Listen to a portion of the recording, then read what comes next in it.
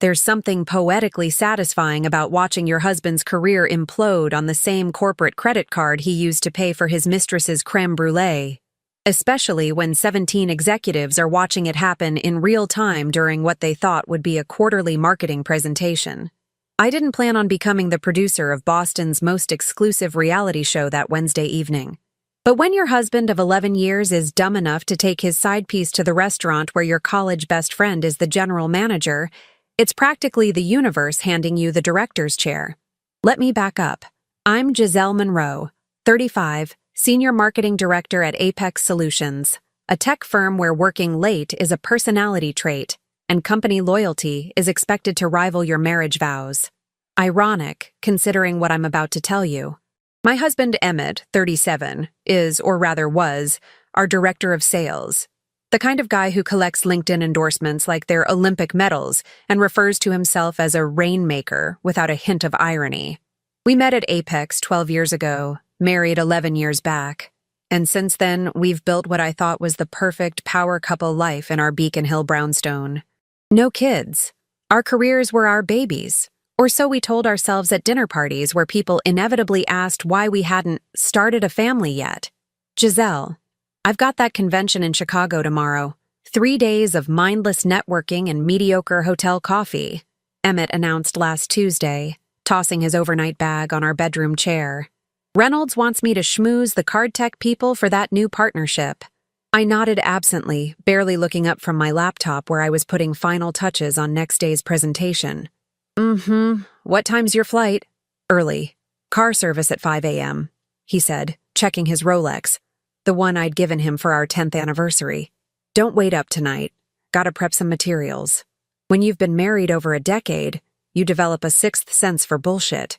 I didn't have that tingle yet, but looking back, all the red flags were there, printed in high definition and waving frantically in my face. The sudden trip, the vague details, the late-night prep work. But 11 years of trust buys a lot of benefit of the doubt. The next day passed in a blur of meetings and deadlines. Around 7 p.m., I was still at the office, drowning in analytics reports, when my phone buzzed with a text from Pierce Sullivan, my friend since our Boston University days and current general manager of Harbor Lights, the C&B Scene restaurant where you need to book 3 months in advance unless you're someone, or sleeping with someone. Weird question. Isn't Emmett supposed to be in Chicago? My stomach didn't just drop. It performed a full Olympic diving routine. Yes. Card tech convention. Why? 3 dots pulsed for what felt like eternity. Because he just walked into my restaurant with Paige Collins from your HR department. Private table in the back. Very cozy. Very not business casual. Paige Collins, 26, the new HR intern with the sunshine smile and Harvard MBA who Emmett had personally championed for our executive training program, the one he mentioned in every other sentence at dinner for the past 3 months. Paige had this brilliant idea. Paige's approach to the staffing issue. Paige brings such fresh energy to the team. I'd been so busy being impressed by his sudden interest in mentorship that I missed what was painfully obvious. My husband was having the world's most transparent midlife crisis. Are you sure it's them? I typed, still clinging to the fraying edges of my reality. Pierce responded with a photo.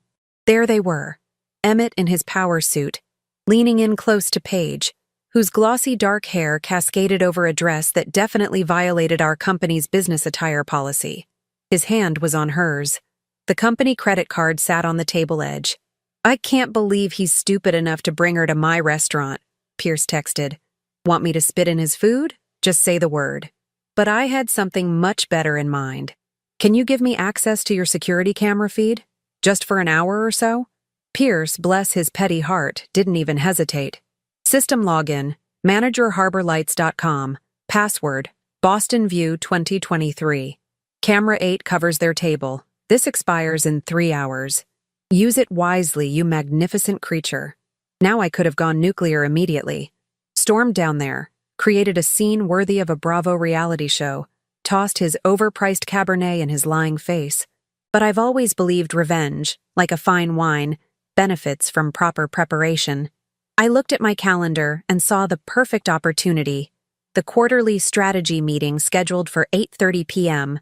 The one where all department heads, including our CEO Maddox Harrison and Chief Human Resources Officer Vivian Taylor, would be dialing in for updates on our Q2 campaigns. The meeting Emmett was supposed to attend from his Chicago hotel room. I spent the next hour setting the stage. First, I called IT and had them add screen sharing capabilities review to the agenda. Then I practiced my presentation, making sure the important slides were front-loaded.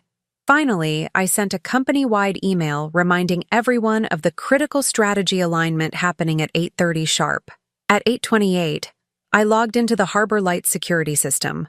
Camera 8 provided a crystal-clear view of Emmett refilling Paige's champagne glass, their appetizers half-eaten, his wedding ring clearly visible as he gestured animatedly about something that made her giggle. They were sharing the seafood tower, the one I'd introduced him to on our anniversary 2 years ago. At 8:30, 17 executives joined the Zoom call. I began professionally, walking through the first quarter's marketing wins, engagement metrics, and growth projections. 20 minutes in, right when attention typically starts to wander, I cleared my throat. Before we move to department updates, I'd like to share something relevant to our transparency initiative and resource allocation discussions, I said, my voice steady as a surgeon's hand. I'm going to share my screen for a live demonstration. With 3 clicks, I broadcast the Harbor Lights Camera 8 feed to the entire executive team. There was Emmett, now feeding Paige a forkful of chocolate souffle, her hand playfully swatting his shoulder. The Zoom chat exploded instantly. I continued in my best presentation voice. As you can see, we have an interesting case study in progress. Our director of sales, who expense reported a $1,200 flight to Chicago, $450 per night at the Langham Hotel, and $75 in per diem for the CardTech convention, is actually conducting what appears to be a non-business dinner with our newest HR intern at Harbor Lights. You'll note the corporate Amex on the table, which I'm sure will make for some fascinating expense report reading. Dead silence fell over the call. Cameras that had been off suddenly flickered to life as executives scrambled to witness the corporate car crash in real time. CEO Maddox Harrison, a man whose resting face resembled a disappointed eagle, unmuted first. Ms. Monroe, is this some kind of joke? Not at all, sir. Just demonstrating our new transparency analytics in action. You'll notice from the timestamp that this is happening right now, while Mr. Monroe is supposedly representing us in Chicago. The Chief Human Resources Officer, Vivian Taylor, looked like she'd swallowed a lemon whole. Paige Collins is in her probationary period in our executive training program. The program Emmett personally advocated for her admission to, overruling 2 more experienced candidates. I smiled thinly. What a fascinating coincidence. I've taken the liberty of forwarding relevant email correspondence to compliance and legal before this meeting. Now, shall we continue with the scheduled department updates, or would you prefer to watch the dessert course in its entirety? The next 24 hours unfolded like a corporate disaster movie where I somehow landed the dual roles of protagonist and cinematographer. After broadcasting Emmett's fine dining infidelity to the entire executive team, I calmly wrapped up the meeting as if I hadn't just detonated a C-suite nuclear bomb. My final words: I trust this information will be handled with the same professionalism and discretion that Apex Solutions prides itself on, hung in the air like the world's most passive-aggressive mission statement. The aftermath was immediate. CEO Maddox Harrison, a man who treated ethical violations the way most people treat cockroaches in their kitchen, unmuted himself one final time before ending the call. Ms. Monroe, my office, 7 a.m. tomorrow. Legal and HR will join us. His tone carried all the warmth of a tax audit. Meanwhile, across town at Harbor Lights, Emmett and his dessert companion remained blissfully unaware that they had just starred in Boston's most exclusive private screening. According to Pierce's gleeful text updates, they lingered until nearly 11, with the bill totaling $347, not including the 25% tip Emmett added, because nothing says responsible leadership quite like extravagant spending on your corporate card while committing both marital and professional suicide. I went home, poured myself a glass of the ridiculously expensive Barolo that Emmett had been saving for a special occasion, and methodically began implementing what I now think of as the extinction protocol. First, I called our family lawyer, Diane Winters, leaving a message that managed to be both vague and crystal clear. Diane, it's Giselle Monroe. I need to discuss immediate options regarding a sudden change in my marital situation. Also, any expertise you have on Massachusetts employment law would be particularly helpful. It's urgent. Next, I transferred half of our joint savings to my personal account.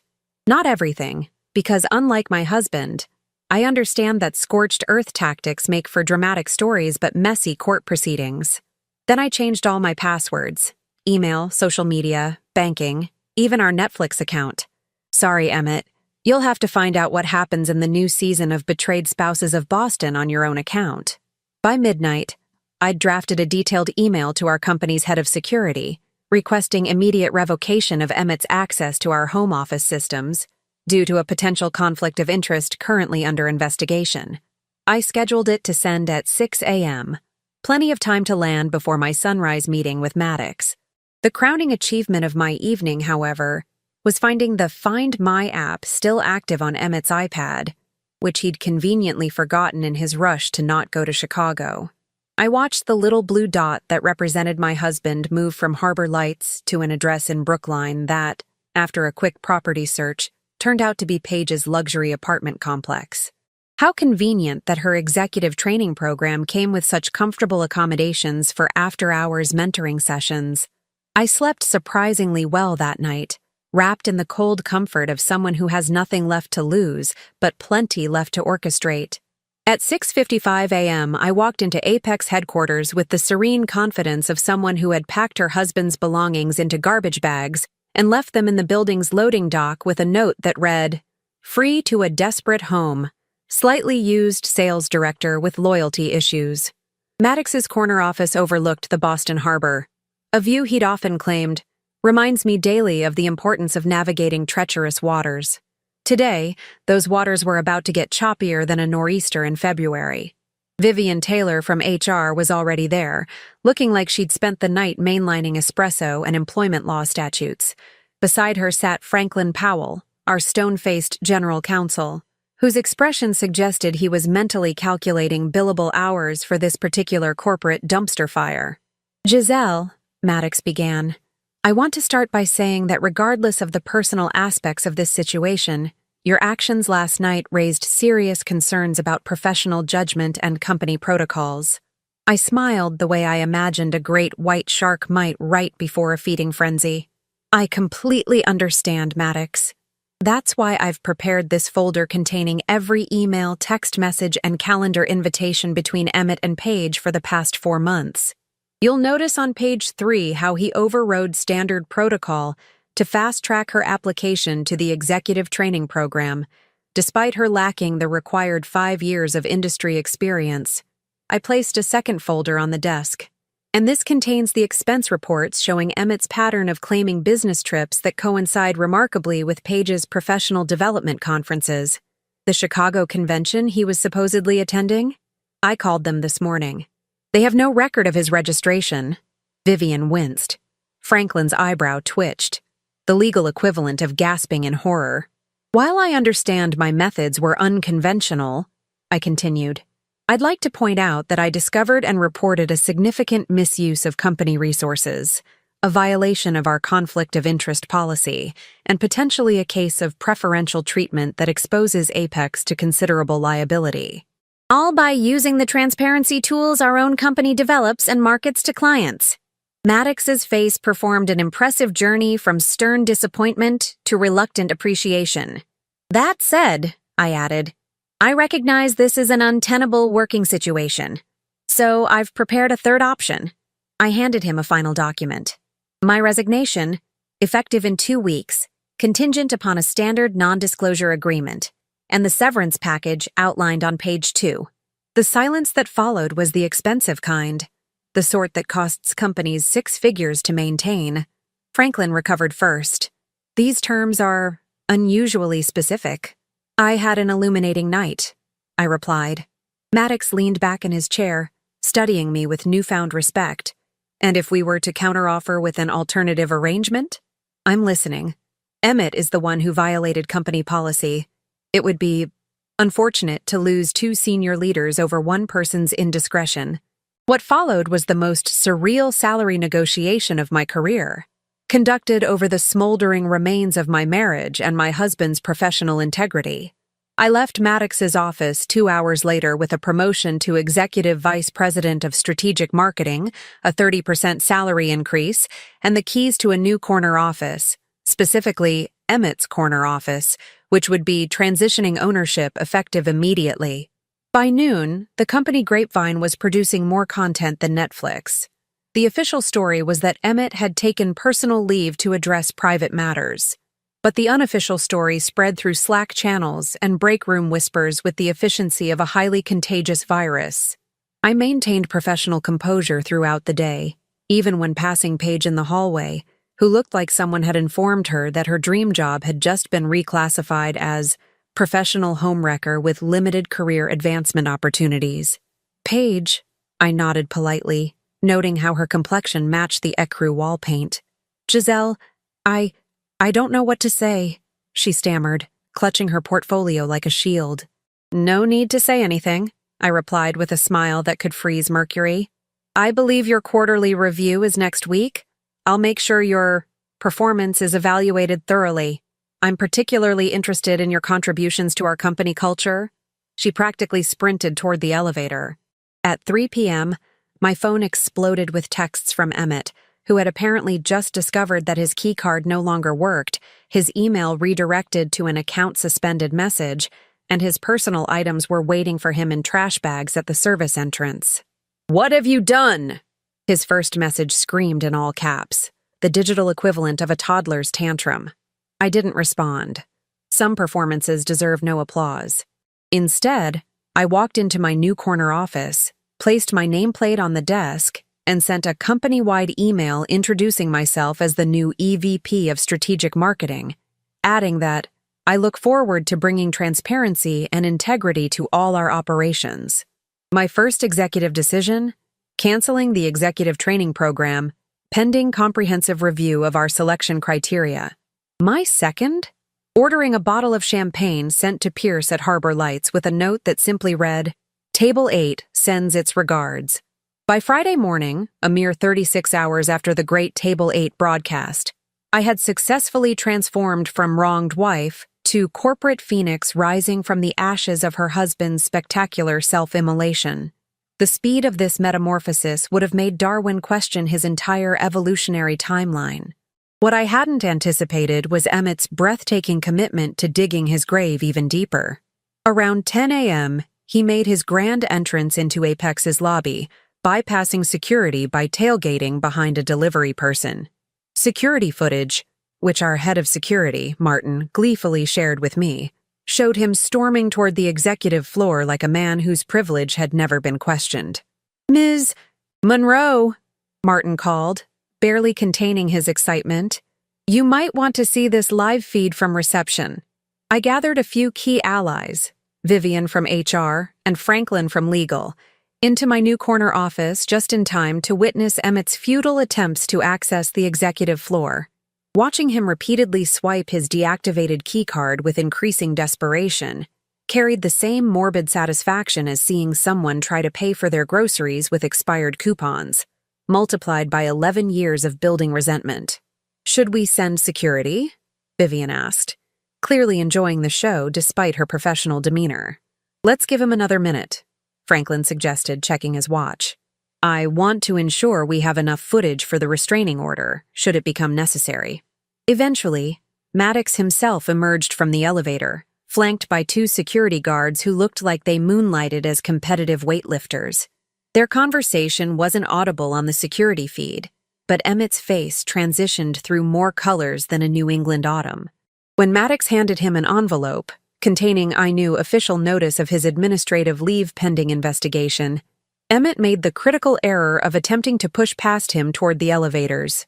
"Oh, that's a workplace conduct violation," Vivian narrated, scribbling notes with the enthusiasm of a sports commentator.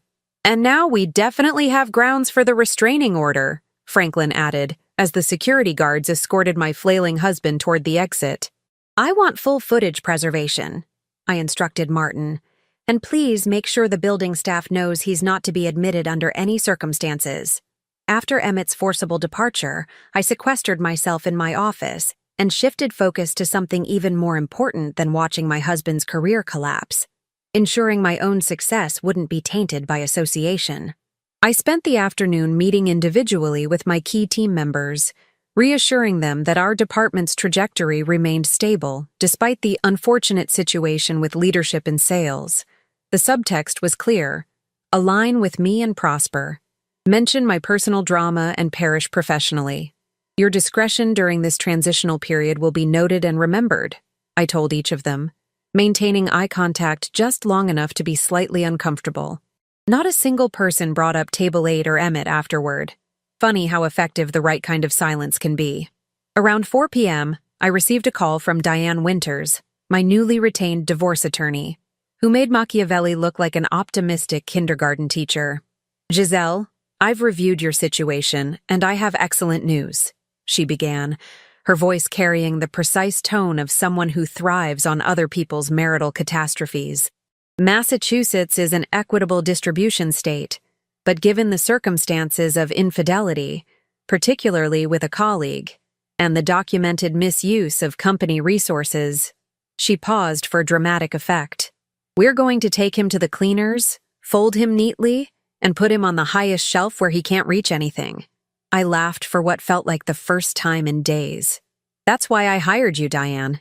I've already drafted the initial filing. Now, regarding the condo in Beacon Hill, you mentioned it's in both names?" "Yes, but I made the down payment using an inheritance from my grandmother." "Perfect. And the summer cottage in Cape Cod?"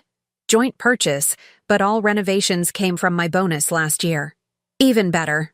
And tell me about this corporate investigation. Will there be formal findings?" I smiled into the phone. "Let's just say Apex takes conflicts of interest very seriously when they happen on camera and are witnessed by the entire executive team." We spent the next hour strategizing with the precision of military generals planning an invasion. By the time we hung up, I had a comprehensive battle plan that included financial forensics to trace any hidden spending on his mentorship activities, evidence preservation, those security videos would make fascinating exhibits, and a timeline for legal filings that would ensure maximum leverage. Meanwhile, Emmett had been blowing up my phone all day. The messages evolved from righteous indignation. "How dare you humiliate me like this?" to desperate pleading. "Please, Giselle, let me explain." To pathetic bargaining. "We can work this out. Just call off the corporate wolves." I archived each one without responding, creating a beautiful digital paper trail of consciousness as his reality slowly dawned on him. The final message came at 7:30 p.m. "I'm coming home. We need to talk face to face." That's when I implemented Phase 3 of my extinction protocol. First call: the locksmith who had already changed our apartment locks the previous day, confirming everything was secure. Second call: our building's security desk, informing them that my husband was not authorized to enter and any attempts should be reported to me immediately. Third call: Pierce, who was only too happy to provide an alibi for the evening. "Dinner at Harbor Lights? Table 9, perhaps? Just far enough from Table 8 to avoid bad memories," he suggested with delicious irony. "Perfect. And if you could have the sommelier select something appropriate for celebrating a hostile takeover, that would be lovely." I arrived at the restaurant 20 minutes before Emmett was due at our apartment. Pierce seated me at a table with excellent sightlines to the entrance and handed me a tablet showing our building's lobby security feed, which he'd arranged through a friend in the management company. "You're terrifying, you know that?" he said admiringly. "I prefer strategically proactive," I replied, accepting a glass of champagne. "Besides, 11 years of marriage taught me one thing about Emmett. He's pathologically predictable when cornered." Sure enough, at precisely 8:15 p.m., the tablet showed Emmett striding into our building's lobby, overnight bag in hand, clearly expecting to reclaim his territory. The bewilderment on his face when the concierge blocked his path was priceless. I watched him gesture angrily, presumably explaining that he lived there. The concierge calmly pointed to his computer screen, showing whatever flag I'd placed on our account. The piece de resistance came when Emmett pulled out his phone, no doubt to call me, only to watch me decline his call in real time on the tablet. He looked directly at the security camera then, his face a perfect portrait of a man realizing he was being watched while experiencing the consequences of his own actions. "To your remarkable foresight," Pierce toasted, clinking his glass against mine. "And to table 8, I added, where careers go to die and divorces go to thrive." We were halfway through dinner when my phone lit up with a text from an unknown number. "This is Paige. We need to talk. It's not what you think." I showed it to Pierce, who nearly choked on his scallop. "The audacity," he sputtered. "What are you going to do?" I smiled the smile of someone who had just been handed the final piece of a complex puzzle. "I think it's time for Phase 4, divide and conquer." "I'm almost afraid to ask," he said, leaning forward eagerly. "Never be afraid of a well-executed information strategy, Pierce. By this time tomorrow, Emmett and Paige will be turning on each other like starving piranhas, and I won't have to lift a finger." Saturday morning arrived with the calm clarity that comes from having a meticulously crafted plan and the emotional detachment to execute it perfectly. After spending the night strategizing over an excellent bottle of Cabernet with Pierce, I'd settled on my approach for handling Paige's unexpected outreach. I texted her at 8 a.m. sharp, "Beacon Street Coffee, 10 a.m., come alone. One chance to talk." Her response was immediate. "Thank you, I'll be there." The coffee shop I'd selected was strategically perfect, public enough to prevent a scene, but with secluded corners for private conversation. More importantly, it was directly across from the boutique hotel where Emmett had secured a room after being locked out of our apartment. The hotel where, according to my building's doorman, who had gleefully reported Emmett's pathetic attempt to have his luggage delivered, he was still staying. I arrived 20 minutes early, secured a table with sightlines to both the entrance and the hotel across the street, and settled in with a cappuccino and the morning's financial news. Success is the best accessory, and I wanted Paige to see me thriving, not suffering. She arrived precisely at 10, looking like she'd spent the night rehearsing what to say in front of her bathroom mirror. Her usual polished appearance had given way to something more desperate: minimal makeup, hair pulled back hastily, designer bag clutched like a shield. "Thank you for meeting me," she said, sliding into the seat across from me. "I know you have every reason to hate me." "Hate requires emotional investment I'm not willing to make," I replied with practiced indifference. "I'm here out of professional courtesy. You have 10 minutes. She flinched slightly. "Good. Giselle, this isn't what you think. Emmett told me you two were separated. He said you were already seeing other people and staying together for appearances." The words tumbled out in a practiced rush. "He showed me texts from you canceling dates, emails about how busy you were. He said you'd agreed to an open marriage." I maintained my neutral expression, though internally I was cataloging each lie for future reference. "And you believed him without verification? Harvard MBA, and you didn't conduct due diligence on such a significant risk?" Her cheeks flushed. I thought I was in love. He was so convincing, so attentive. "Love doesn't require corporate credit cards at 5-star restaurants," I observed mildly, sipping my coffee. "Or expense-paid fake business trips." "That was all him," she insisted, leaning forward. "I never asked for any of that, and I had no idea he was using company resources. That's why I reached out. I don't want my career destroyed because I believed someone's lies." And there it was, her true motivation. Not remorse, not ethical awakening, but professional self-preservation. I almost respected the honesty. "What exactly do you want from me, Paige?" She hesitated. "I want to make this right.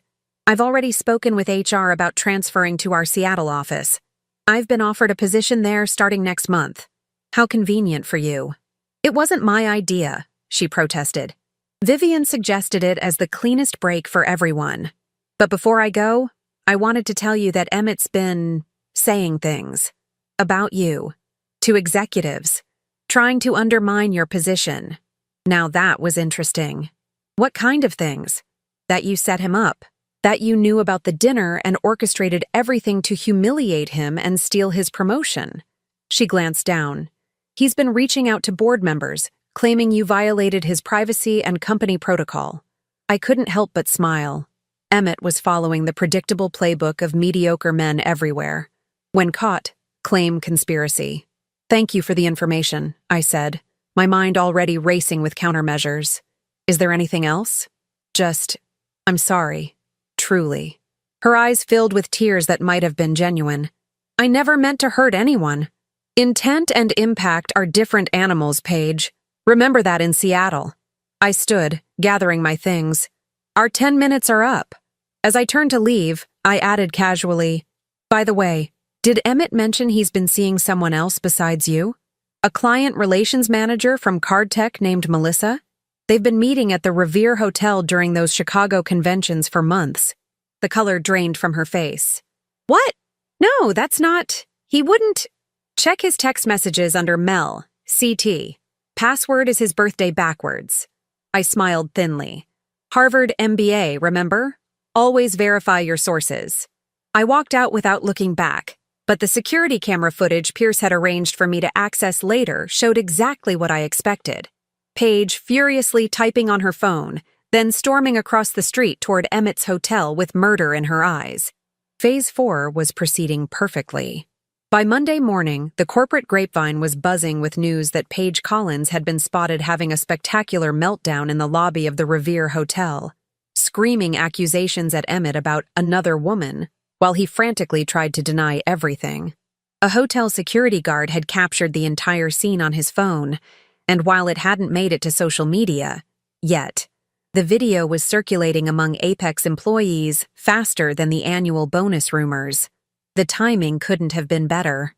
The board had called an emergency meeting to discuss the recent leadership disruptions, and I walked in armed with a comprehensive presentation on department restructuring that elegantly solved the Emmett problem, while positioning me as the solution-oriented professional above personal drama.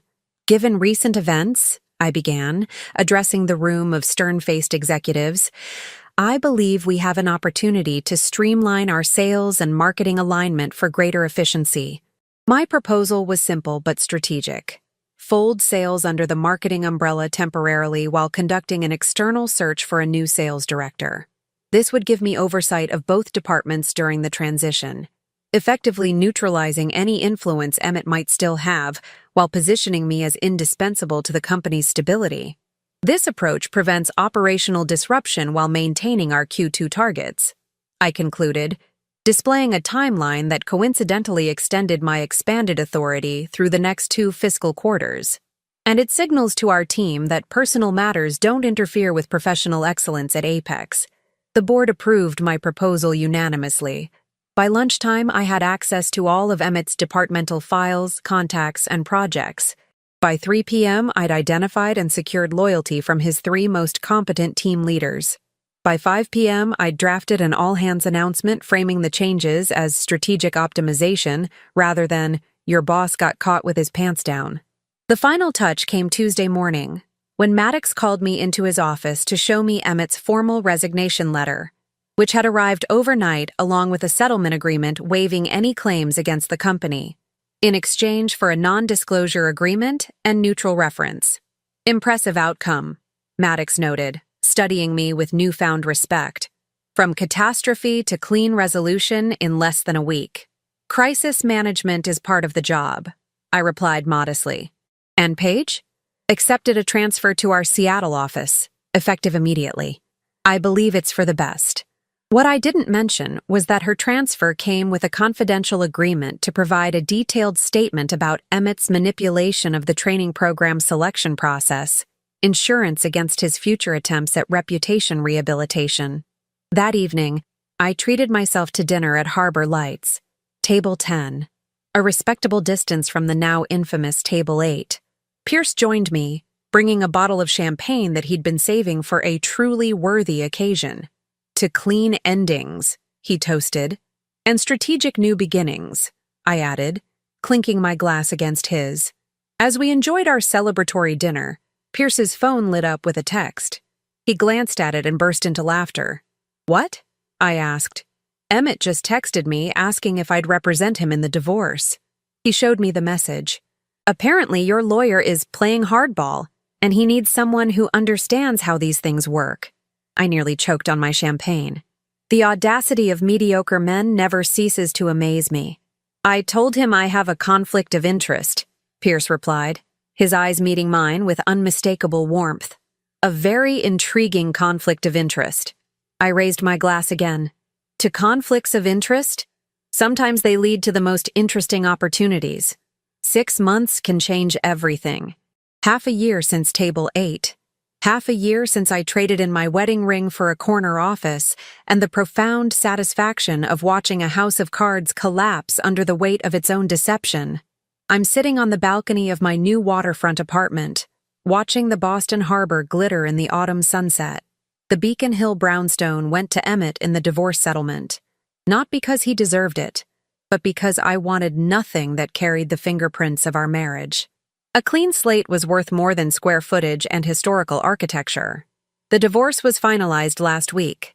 3 hours in a mediator's office, signatures on multiple documents, and 11 years of marriage reduced to asset division spreadsheets and custody arrangements for our only joint venture, a surprisingly resilient ficus plant named Ferdinand. Emmett got the plant. I got freedom. Do you regret any of it? My sister Natalie asked when I called to tell her it was officially over. She's been my emotional safety net throughout this entire saga, offering wisdom from her Seattle sanctuary where she teaches philosophy to bright-eyed college students who think they've invented existentialism. Regret is for people who lack forward momentum, I replied, surprising myself with how much I meant it. I spent 11 years with a man who couldn't even cheat competently. The only thing I regret is not having better surveillance equipment to capture his face when everything imploded. The professional aftermath has been nothing short of remarkable. Apex Solutions experienced a 23% increase in sales after I implemented the new cross-departmental structure. Turns out, removing a narcissistic middle manager with mediocre ideas and replacing him with a streamlined reporting system works wonders for efficiency. The board made my expanded role permanent last month, along with a compensation package that would make Emmett's eyes water if he knew the details. As for the other players in our little corporate drama, Paige lasted exactly 6 weeks in Seattle before accepting a position with a competitor in Portland. According to LinkedIn, she's now a strategic human capital consultant, which I assume means professional job hopper with an exaggerated title. Emmett tried and failed to secure a director-level position at 3 different companies, all of which mysteriously received anonymous emails containing security footage from a certain restaurant. He's currently working as a sales manager at a mid-tier tech company in Providence, making roughly half his previous salary and reporting to someone 5 years his junior. I wish I could say I orchestrated his professional downfall, but karma apparently works pro bono these days. The most unexpected development has been Pierce Sullivan, who parlayed his restaurant management experience into launching a boutique hospitality consulting firm. We've been meeting for dinner every Thursday since the champagne toast 6 months ago. Strictly professional at first, then gradually evolving into something neither of us was looking for, but both of us apparently needed. You know what's ironic? Pierce said last week as we shared dessert at a new restaurant far from Harbor Lights. If Emmett had chosen literally any other restaurant in Boston for his affair, we never would have met. The universe has a peculiar sense of humor, I agreed, stealing the last bite of tiramisu. Imagine building your career on strategic planning only to be destroyed by tactical stupidity. Last I heard through the corporate grapevine, Emmett and his card tech paramour Melissa had a short-lived rebound relationship that collapsed when he discovered she was also seeing her CrossFit instructor. Apparently, being the backup option wasn't as appealing as being the main attraction. Shocking. People often ask if I'm over it yet, as if emotional recovery follows a linear timeline with a defined endpoint. The truth is more nuanced. Am I over the marriage? Absolutely. Am I over the betrayal? Not entirely, but I've repurposed that particular emotion into something more productive. The experience taught me 3 invaluable lessons. First, trust, but verify. I now apply the same due diligence to my personal relationships that I do to marketing campaigns. Transparency isn't just a corporate buzzword. It's the foundation of any relationship worth maintaining. Second, revenge is a dish best served on company letterhead. Public confrontations make for dramatic stories, but strategic professional maneuvering creates lasting consequences. Emmett lost more than a wife. He lost his career trajectory, his reputation, and his inflated sense of invincibility. Third, and perhaps most importantly, catastrophe often clears the path for opportunity. Without Table 8, I would still be second fiddle in a department I should have been running, married to a man whose mediocrity I had mistaken for stability. Next week, I'm flying to New York to present our success case study at an industry conference. Pierce is coming along, officially as a networking opportunity, unofficially as something we're still defining, but both enjoying tremendously. My keynote speech is titled, Transparency as a Competitive Advantage: How Clear Communication Transforms Organizations. The irony isn't lost on me. Life after infidelity isn't about rebuilding what was lost. It's about constructing something entirely new from better materials. And if you're smart about it, you can architect a reality so superior to your previous existence that you find yourself almost grateful for the demolition. Almost. As for Emmett, I hear Table 8 at Harbor Lights is permanently reserved under his name, not because he ever dines there again, but because Pierce thought it would make an excellent corporate cautionary tale. Some legacies aren't quite what we envision for ourselves.